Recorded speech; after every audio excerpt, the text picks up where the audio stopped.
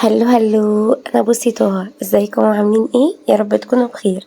النهارده هنعمل مع بعض ايس كريم المانجا بطريقه سهله جدا وبسيطه، وهيطلع معاكم زي بتاع المحلات بالظبط واحلى كمان. حاجه كده انتوا اللي عاملينها في البيت وضامنينها، وباقل من سعر بره بكتير.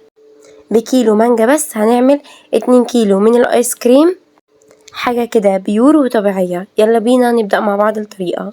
في البداية معايا كوبايتين من السكر، حطيتهم كده في المطحنة وابدأ ان انا اضربهم مع بعض كويس جدا وانعمهم، عشان السكر اللي احنا هنستخدمه لازم يكون سكر بودر. تاني خطوة معايا كيلو من المانجا القطع، مقطعاها مكعبات صغيرة ودخلتها الفريزر لمدة 3 ساعات تجمد بالشكل اللي انتوا شايفينه ده. وبعد كده بضربها في الكبة لحد ما توصل معايا لقوام ناعم بالشكل اللي انتوا شايفينه ده. لو ما اتضربتش معاكم بسرعة ممكن تضيفوا عليها نص كوباية من المية.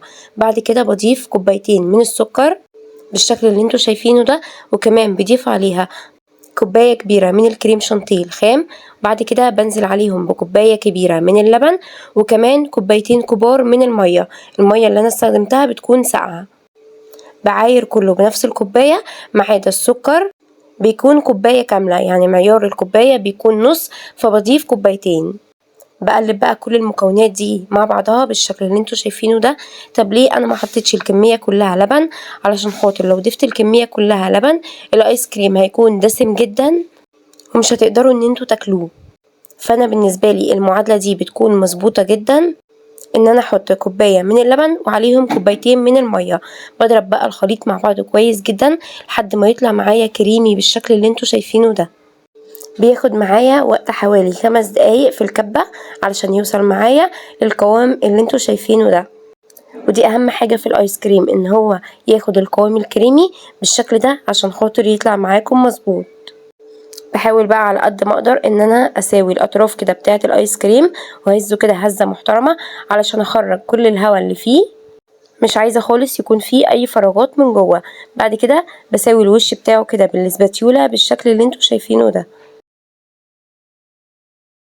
لو وصلتوا معايا في الفيديو لحد هنا ما تنسوش تعملوا لي اشتراك للقناه وتفعلوا زر الجرس علشان خاطر يوصل لكم كل وصفاتي. لو محتاجين اي طريقه ايس كريم تاني اكتبوا لي في الكومنتات. بدخله بقى الفريزر لمده يوم كامل يجمد كده براحته عشان ياخد افضل نتيجة ممكنة. بعد كده بيكون معايا الكوباية بتاعة المعايير. انا بصراحة ما كانش عندي المعلقة بتاعة الايس كريم، فقررت ان انا اتصرف واستخدمت الكوباية المعيارية، وكمان جبت بسكويت بالشكل اللي انتوا شايفينه ده.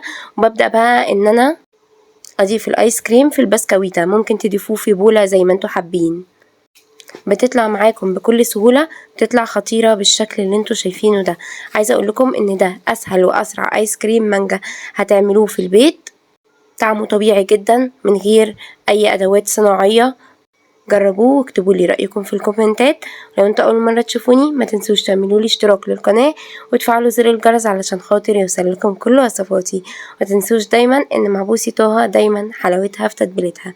وانتظروني ان شاء الله في فيديو جديد ووصفة جديدة.